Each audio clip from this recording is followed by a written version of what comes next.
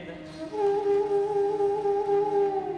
ನಾನು ನನ್ನ ಮನಸ್ಸಿನ ಆಸೆಗೆ ಹಾಳಂತೆ. ಅದು ಕುಣಿಸಿದ ಹಾಗೆ ಕುಣಿಯುವ ಮೂರ್ಖನಂತೆ. ಏ ಭಿಕ್ಷು, ನನ್ನ ಧೈರ್ಯದ ಭೂಮಿ ನನ್ನ ಕಾಲಡಿಯೇ ಕುಸಿಯುತ್ತಿದೆ. ನೋಡಬೇಡ, ನೀ ಹಾಗೆ ನನ್ನನ್ನು ನೋಡಬೇಡ.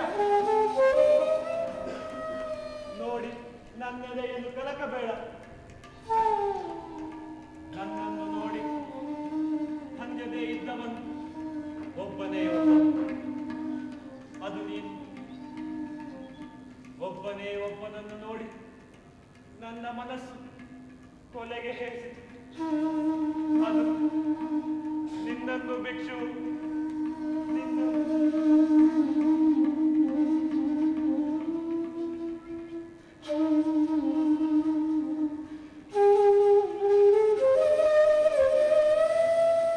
ಎಂತಹ ಮೋಹನ ಸ್ಪರ್ಶ,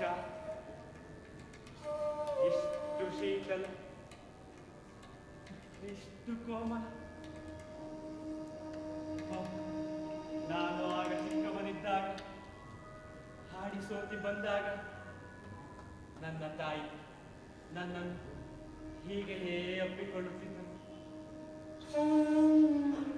ನನಗಾಗ ಎಷ್ಟು ಸಂತೋಷವಾಗುತ್ತಿತ್ತು. ಆ ಸೋಂಕನ್ನು ಮೀರಿಸುವ ಈ ಸ್ಪರ್ಶ ಯಾವುದು? ನನ್ನ ಹೃದಯ ಪ್ರೇಮ ಬತ್ತಿದ ಮರುಭೂಮಿ. ಈ ಮರುಭೂಮಿಯಲ್ಲಿ ಅಮೃತದ ಸಿಂಚನವನ್ನು ಮಾಡುತ್ತಿರುವ ಈ ಪುಣ್ಯ ವ್ಯಕ್ತಿ ಯಾರು? ಹೇಳು, ನೀನು ಯಾರು? ನೀನು ಯಾರು? ತಲೆ ಎತ್ತು ಅಂಬಲಿಮಲ. ಎತ್ತಲಾರೆ ಭಿಕ್ಷು, ತಲೆ ಎತ್ತಲಾರೆ. ನಿನ್ನ ಕಣ್ಣುಗಳಿಂದ ಕರುಣಾಗಂಗೆ ಧುಮುಕುತ್ತಿದೆ. ನನ್ನನ್ನು ತಡೆಯಲಾರೆ. ಓ, ನನ್ನ ಶಕ್ತಿಯನ್ನು ಪುಡಿ ಪುಡಿ ಮಾಡಬೇಡ. ಏನು ಈ ದೌರ್ಬಲ್ಯ ಸಾಕು? ನೀನೆಂದೂ ಕಾಣದೇ ಇರುವ ಆ ರಾಜ್ಯವನ್ನು ಸಾಧಿಸುತ್ತೀಯೇ.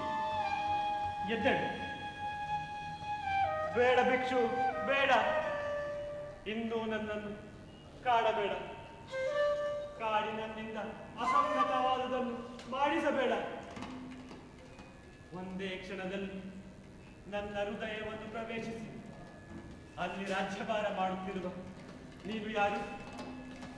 ಸಾಮಾನ್ಯ ಸನ್ಯಾಸಿ ಅಂತ ನೀನು ಅಲ್ಲವೇ ಅಲ್ಲ. ನೀನು ಯಾರು ಭಿಕ್ಷು? ಯಾರು? ಹಾಗೆ ಭಾವಿಸಬೇಡ ಅಂಬಲಿಮಾಲ. ನಾನು ಎಲ್ಲರಂತೆಯೇ ಸಾಮಾನ್ಯ ಸನ್ಯಾಸಿ. ಇಂದು ಈ ಊರಿನಲ್ಲಿ, ನಾಳೆ ಮತ್ತೊಂದು ಊರಿನಲ್ಲಿ ಭಿಕ್ಷೆ ಬೇಡುತ್ತಾ ಅಳೆಯುವ ನನ್ನನ್ನು ಬುದ್ಧ ಎಂದು ಕರೆಯುತ್ತಾರೆ. ಬುದ್ಧ! ಬುದ್ಧ!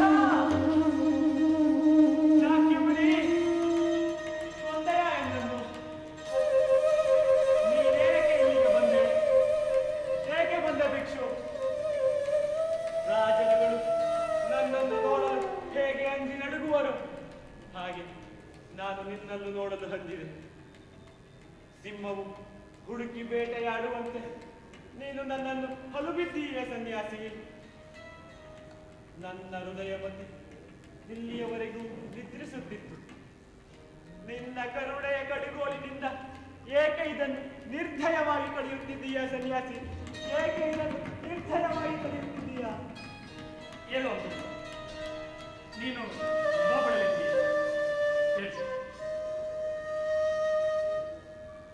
ನಿನಗೆ ಧರ್ಮದ ಮಾತುಗಳನ್ನು ನಾನು ಹೇಳುವುದಿಲ್ಲ. ಅದು ನಿನಗೆ ಸ್ವಲ್ಪ ಸ್ವಲ್ಪವಾಗಿಯೇ ತಿಳಿಯುತ್ತೆ. ನಾನು ನಿನಗೆ ಒಂದು ಪುಟ್ಟ ಕಥೆ ಹೇಳುತ್ತೇನೆ, ಹೇಳಲಿ? ಗುರುದೇವ, ನಿನ್ನನ್ನು ಬುದ್ಧ ಎಂದು ಎಲ್ಲರೂ ಕರೆಯುತ್ತಾರೆ ಎಂದು ಕೇಳಿದ್ದೇನೆ. ಹಾಗೆ ಕರೆಯಲು ನಾನು ಅರ್ಹ ತಾನೆ? ನೀನು ಬೇಕಾದ್ದನ್ನು ಹೇಳು, ಅದನ್ನು ಕೇಳುತ್ತೇನೆ. ಆದರೆ ಒಂದು ಷರತ್ತು, ನೀನು ಬೇಗ ಬೇಗ ಹೇಳಿ ಇಲ್ಲಿಂದ ಹೊರಟು ಬಿಡು ಭಗವಂತ. ಮಗು, ಹೋಗೋಣ. ನಿನಗೆ ಒಂದು ಕಥೆ ಹೇಳುತ್ತೇನೆ ಅಂತನಲ್ಲ. ಒಂದೂರಿನಲ್ಲಿ ಮಗ ತಂದೆ ಹತ್ತಿರ ಜಗಳವಾಡಿ ಮನೆ ಬಿಟ್ಟು ಹೋದ. ತಂದೆ ತುಂಬಾ ಶ್ರೀಮಂತ. ಮಗನಾದರೂ ಬರಿಗೈಯಲ್ಲಿ ಮನೆ ಬಿಟ್ಟು ಹೊಂದಿದ್ದಾನೆ. ಅನ್ನ ಆಹಾರಾದಿಗಳಿಗೆ ಅವನು ಪಟ್ಟ ಕಷ್ಟ ಅಷ್ಟಿಷ್ಟಲ್ಲ. ದಟ್ಟ ದಾರಿದ್ರ್ಯದಲ್ಲಿ ದಿನಗಳನ್ನು ಕಳೆದ. ರೋಗ ರುಜಿನಗಳಲ್ಲಿ ದಿನಗಳನ್ನು ಕಳೆಯುತ್ತಾ ಕಳೆಯುತ್ತಾ ಒಂದು ದಿನ ತನ್ನ ತಂದೆಯವರಿಗೆ ಬಂದ. ಆದರೆ ಅದು ಅವನ ತಂದೆಯವರೆಂದು ಅವನಿಗೆ ಮರೆತೇ ಹೋಗಿತ್ತು. ತಂದೆಗೆ ಈ ವಿಷಯ ತಿಳಿಯಿತು. ಆಳುಗಳನ್ನು ಕಳುಹಿಸಿ ಆತನನ್ನು ಹುಡುಕಿಸಲು ಕಳಿಸಿದ. ನನ್ನನ್ನು ಸೆರೆಮನೆಗೆ ಹಾಕಿಯಾರು ಎಂದು ಮಗ ಓಡಿಬಿಟ್ಟ. ತಂದೆಯ ಮುಖವನ್ನು ನೋಡಲೇ ಇಲ್ಲ. ಮಗ ಏಕೆ ಹೀಗೆ ಮಾಡಿದ ಎಂದು ತಂದೆಗೆ ತಿಳಿಯಲೇ ಇಲ್ಲ. ಆದರೂ ಆತ ಸುಮ್ಮನಿರಲಿಲ್ಲ. ಆಳುಗಳನ್ನು ಕಳುಹಿಸಿ ಆತನನ್ನು ಹುಡುಕಿಸಿದ. ಮಗನಿಗೆ ಅರಿವಿಲ್ಲದಂತೆಯೇ ತನ್ನ ತೋಟದಲ್ಲಿಯೇ ಕೆಲಸವನ್ನು ನೀಡಿದ. ದಿನೇ ದಿನೇ ಮಗ ಅಭಿವೃದ್ಧಿ ಹೊಂದುತ್ತಿರುವುದನ್ನು ಕಂಡು ಸಂತೋಷಗೊಂಡ. ಅವನಿಗೆ ಹೊಸ ಹುದ್ದೆಗಳನ್ನು ಕೊಡುತ್ತಾ ಹೋದ. ಒಂದು ದಿನ ತನ್ನ ಮಗನನ್ನು ಕರೆಯಿಸಿ ಸಂಗತಿಯನ್ನು ತಿಳಿಸಿದ. ಮಗನಿಗೆ ಸಂತೋಷವಾಯಿತು. ಮುಂದೆ ಆತ ತನ್ನ ತಂದೆಯ ಸಕಲ ಆಸ್ತಿಗಳಿಗೂ ಒಡೆಯನಾದ. ಹೀಗೆ ಮಗ, ನಾವು ಎಲ್ಲೇ ಓಡಿದರೂ ಎಲ್ಲೇ ಅಡಗಿದರೂ ಶಾಂತಿ ದೂತರು ನಮ್ಮನ್ನು ಬೆಂಬಲಿಸುತ್ತಾರೆ. ಅದು ಶ್ರೀಮಂತವಾದದ್ದು. ಅದನ್ನು ಬಿಟ್ಟು ನಡೆಯುವುದೇ ದಾರಿದ್ರ್ಯ. ನಾವು ಅಲ್ಲಿಗೆ ಹೋಗಬೇಕು. ಅದನ್ನು ಪಡೆದುಕೊಡಲೇಬೇಕು. ತಂದೆ, ಆ ಶಾಂತಿ ನನಗೆ ದೊರಕುತ್ತದೆಯೇ? ದೊರಕುತ್ತದೆ ಅಂದು ನಿಮ್ಮ ಅದು ಲೋಕದ ವಸ್ತುಗಳಂತೆ ಯಾರ ಆಸ್ತಿಯೂ ಅಲ್ಲ. ಬಯಸಿದವರಿಗೆಲ್ಲ ಸಿಗುತ್ತದೆ. ಅದೇ ನಾನು ನಿನಗೆ ಹೇಳಿದ ಆ ವೈಭವದ ಸಾಮ್ರಾಜ್ಯ. ನನಗೆ ಇನ್ನೂ ಸಂಶಯ ಗುರುದೇವ. ನನ್ನಂತವನು ಅದನ್ನು ಪಡೆಯುವ ಬಗೆ ಹೇಗೆ? ನನ್ನ ಮನಸ್ಸು ಗಗ್ಗತ್ತಲಿನ ಬಂಡೆ. ಅದನ್ನು ಯಾವ ಬೆಂಕಿಯ ಹುಳಿಯಿಂದ ತಾವು ಒಡೆದಿರಿ? ವೈಭವದ ಸಾಮ್ರಾಜ್ಯ. ಆ ಭ್ರಾಂತಿ ತಾನೇ ನನಗೆ ಏಕೆ? ಬಿಟ್ಟು ಬಿಡಿ, ನನ್ನನ್ನು ಬಿಟ್ಟು ಬಿಡಿ. ನನ್ನ ಮನಸ್ಸು ಹಾವಿನ ಹಾಸಿಗೆಯ ಮೇಲೆ ಮಲಗಿದೆ. ಅದು ಅಲ್ಲಿಯೇ ಮಲಗಿರಲಿ. ಅದನ್ನು ಬಿಟ್ಟು ಬಿಡಿ ಭಗವಂತ, ಬಿಟ್ಟು ಬಿಡಿ. ಅಶಾಂತನಾಗಬೇಡ ಅಂದರೆ ನೋಡು, ಕಾಡಿನಲ್ಲಿ ಕತ್ತಲೆ ಇತ್ತು. ಬಹಳ ದಟ್ಟವಾಗಿಯೇ ಕವಿದಿತ್ತು. ಈಗ ನೋಡು, ಚಂದ್ರಬಿಂಬ ಮೂಡಿ ಬರುತ್ತಿದ್ದಾನೆ. ಗಾಳಿ ಮೃದುವಾಗಿ ಬೀಸಿ ಎಲೆಗಳನ್ನು ಅತ್ತ ಇತ್ತ ಸರಿಸುತ್ತಿದೆ. ಚಂದ್ರನ ಕಿರಣಗಳು ಅದರ ನಡುವೆ ತೂರಿ ಬಂದು ಕತ್ತಲೆ ಹೃದಯಕ್ಕೆ ಬೆಳಕಿನ ಸಂದೇಶವನ್ನು ತರುತ್ತದೆ. ಸ್ವಲ್ಪ ಹೊತ್ತಿನ ಮುಂಚೆ ನಿನಗೆ ಏನನ್ನಿಸುತ್ತಿತ್ತು ಮಗು? ಕಾಡನ್ನು ಕತ್ತಲೆ ನುಂಗಿಬಿಡುತ್ತೆಂದಲ್ಲವೇ? ಈಗ ಪ್ರತಿಯೊಂದು ಹೃದಯಕ್ಕೂ ಬೆಳಕಿನ ಸಂದೇಶ ಇದೆ. ಹೃದಯಕ್ಕೆ ನಿರ್ವಾಣ ದೊರೆತರೆ, ನಿರ್ವಾಣ ಚಂದ್ರೋದಯ ಆದರೆ ಅನಂತರ ಹೃದಯ ಬೆಳಕೇ ಬೆಳಕು. ಬಾಳು ಸ್ವತಂತ್ರವನ್ನು ಪಡೆಯುತ್ತದೆ. ಆ ಶಾಂತಿ ಮುಕ್ತಿಗಳನ್ನು ನೀನು ಪಡೆಯಬಹುದು. ತಂದೆ, ಆ ನಿರ್ಮಾಣಕ್ಕೆ ದಾರಿ ಯಾವುದು?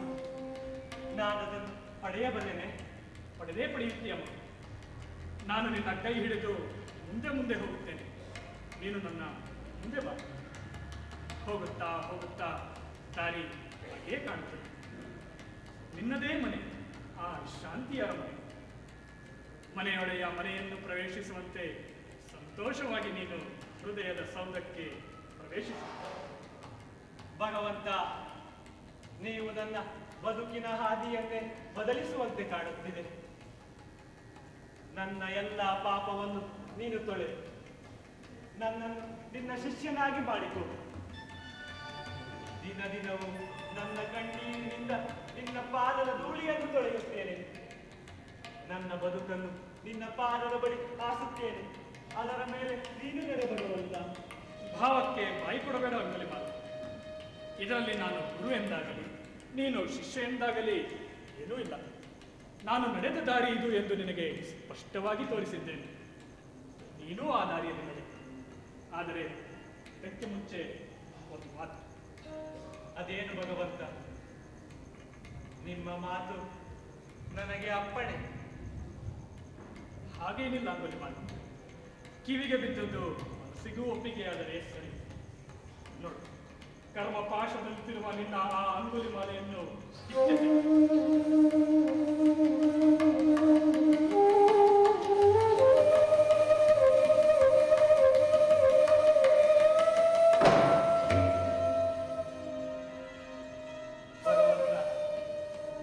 ನೀವು ನನ್ನ ಜೀವನದ ಪದರವನ್ನು ಎಳೆಯಾಗಿ ತೊಳೆದಿದ್ದೀರಿ. ಒಂದು ಕ್ಷಣದ ಹಿಂದೆ ಇದ್ದ ಅಂಗುಲಿಮಾಲ ಈಗಿಲ್ಲ. ಇನ್ನೆಂತಹ ಅಂಗುಲಿಮಾಲ?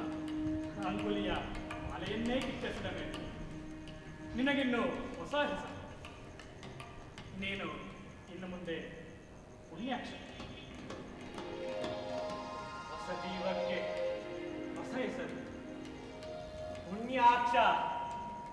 ತಂದೆ, ಅಷ್ಟು ದೊಡ್ಡ ಹೆಸರಿಗೆ ನಾನು ಬದ್ಧನೆ.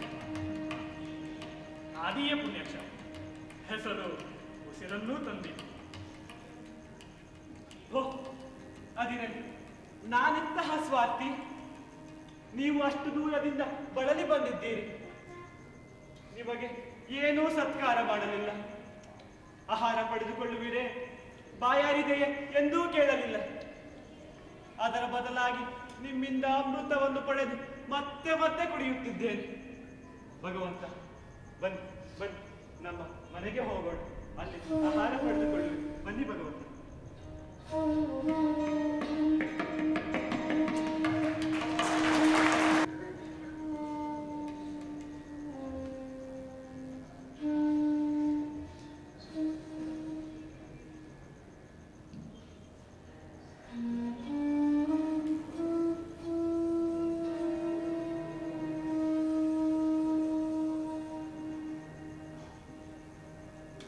ಭಗವಂತ, ತಾವು ಜನ್ಮದಿಂದ ರಾಜಪುತ್ರರು ಎಂದು ಕೇಳಿದ್ದೇನೆ.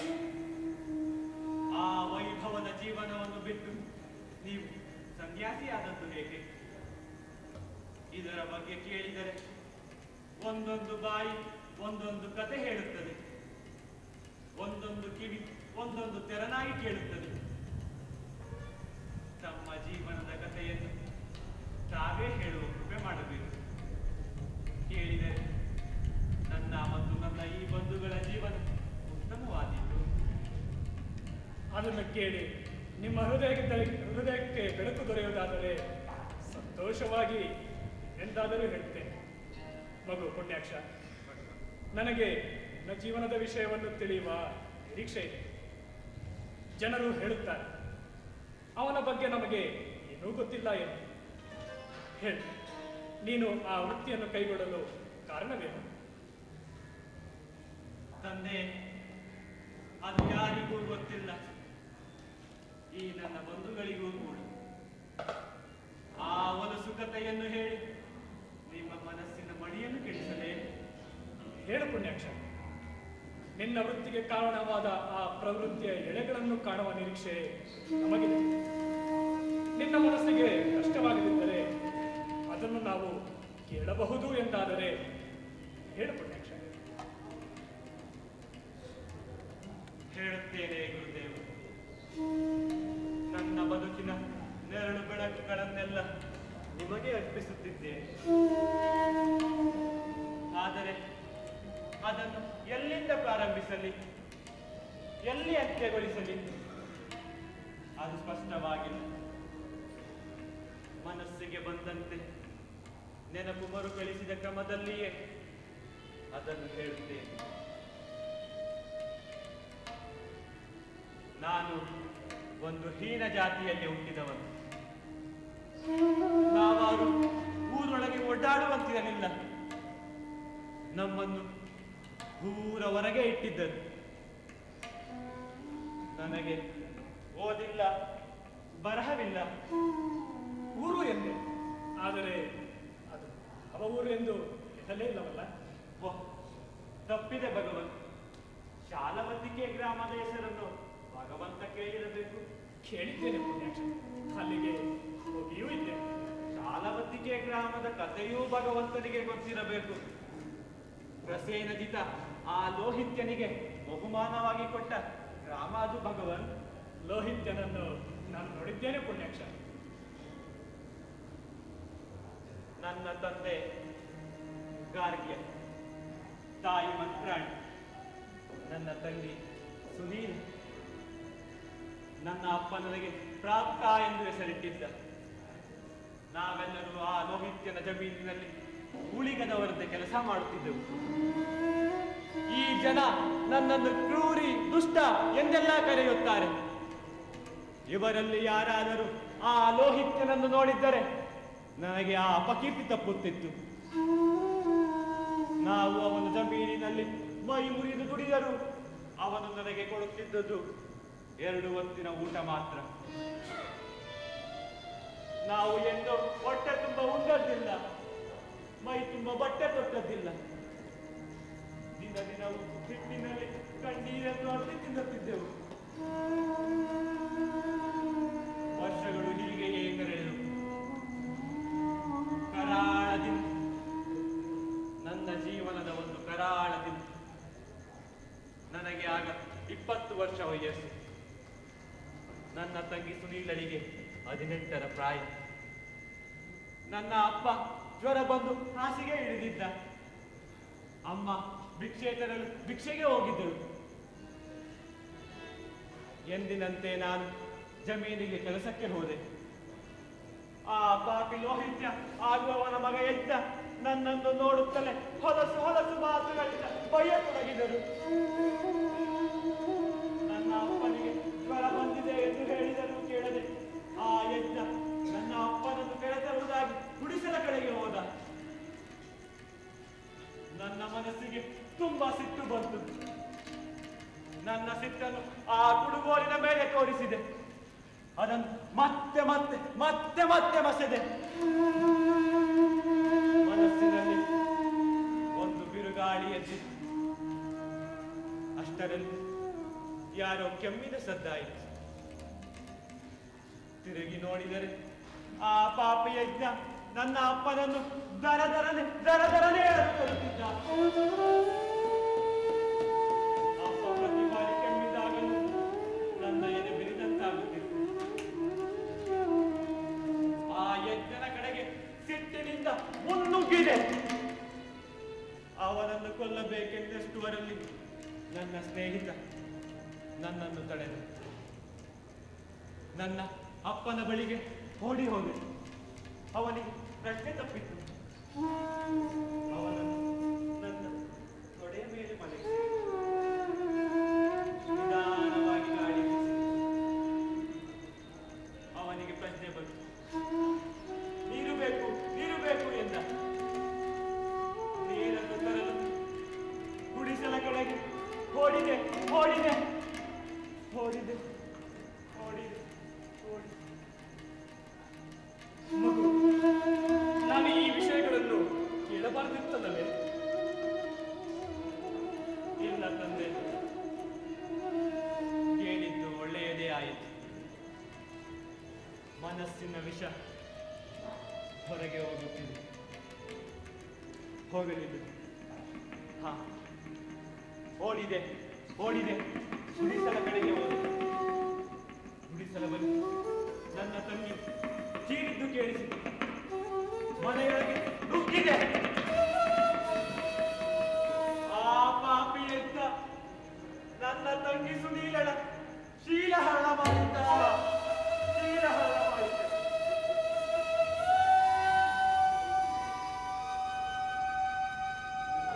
ನನ್ನನ್ನು ನೋಡಿದ ಕೂಡಲೇ ತರತರನೆ ನಡುವ ತೊಡಗಿದ.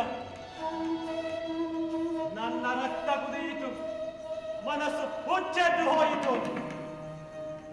ನನ್ನಲ್ಲಿದ್ದ ಕ್ರೌರ್ಯವನ್ನು ಅವನು ಬಡಿದೆಬ್ಬಿಸಿದ್ದ. ನನ್ನ ಸುನೀಲಳನ್ನು ಮುಟ್ಟಿದ್ದ ಅವನ ಕೈ ಬೆರಳುಗಳನ್ನು ಕತ್ತರಿಸಿ ಅವನನ್ನು ಅಲ್ಲಿಯೇ ಕೊಂದೆ. ಶಾಲವತಿಗೆ ಗ್ರಾಮದ ಕಡೆಗೆ ಮತ್ತೆ ನೋಡದೆ ನಡೆದು ಬಂದೆ. ಹೀಗೆಯೇ ನನ್ನ ಜೀವನದಲ್ಲಿ ಅನೇಕ ಘಟನೆಗಳು ನಡೆದವು. ಕೊಲೆಯ ಜೀವನ ನಮಗೆ ಹೋಗಿತ್ತು. ನನ್ನಂತೆ ನೊಂದ ನೂರಾರು ಬಂಧುಗಳು ಸಿಕ್ಕಿದರು. ಒಬ್ಬೊಬ್ಬರದು ಒಂದೊಂದು ಗೋಳಿನ ಕಥೆ. ದುಃಖಿಗೆ ದುಃಖಿ ಬಂತು. ನಮ್ಮೆಲ್ಲರ ವಾಸಕ್ಕೆ ಸರಿಯಾದ ಈ ಗುಹೆ ದೊರಕಿ. ಅಂದಿನಿಂದ ನಾವೆಲ್ಲರೂ ಇಲ್ಲಿಯೇ ವಾಸಿಸುತ್ತಿದ್ದೇವೆ. ಗುರುದೇವ, ಈ ಜನರಿಗೆ ಬಹಳ ಪುಕ್ಕಲು. ಸ್ವಲ್ಪ ಗಾಯಗೊಳಿಸಿದರೆ ಸಾಕು, 100 ಜನ ಸತ್ತರು, 1000 ಜನ ಸತ್ತರು ಎಂದು ಹರಡುತ್ತಾರೆ. ಅದನ್ನು ಉಳಿದ ಜನ ನಂಬುತ್ತಾರೆ. ಒಟ್ಟಿನಲ್ಲಿ ನಮಗೆ ಒಳ್ಳೆಯದೇ ಆಯಿತು. ನಾವು ಅವರನ್ನು ಕೊಲ್ಲದೆ ಅವರು ಎದುರಿಸುತ್ತಾರೆ. ನಮಗೆ ಒಳ್ಳೆಯದು ಅಲ್ವಾ ಭಗವಂತ? ಗುರುದೇವ, ನನ್ನನ್ನು ನಂಬಿ ನಾನಾಗಲಿ ನನ್ನ ಬಂಧುಗಳಾಗಲಿ ಒಂದು ಹೆಣ್ಣಿನ ಮೇಲೂ ಕೈ ಮಾಡಿಲ್ಲ. ಒಂದು ಹೆಣ್ಣಿನ ಶೀಲವನ್ನು ಸೂರೆಗೊಂಡಿಲ್ಲ. ನಾನು ಹೇಳುತ್ತಿರುವುದೆಲ್ಲ ನಿಜ ಭಗವಂತ. ನನ್ನನ್ನು ನಂಬಿ. ಅದು ನನಗೆ ಅರ್ಥವಾಯಿತು ಪುಣ್ಯಾಕ್ಷ.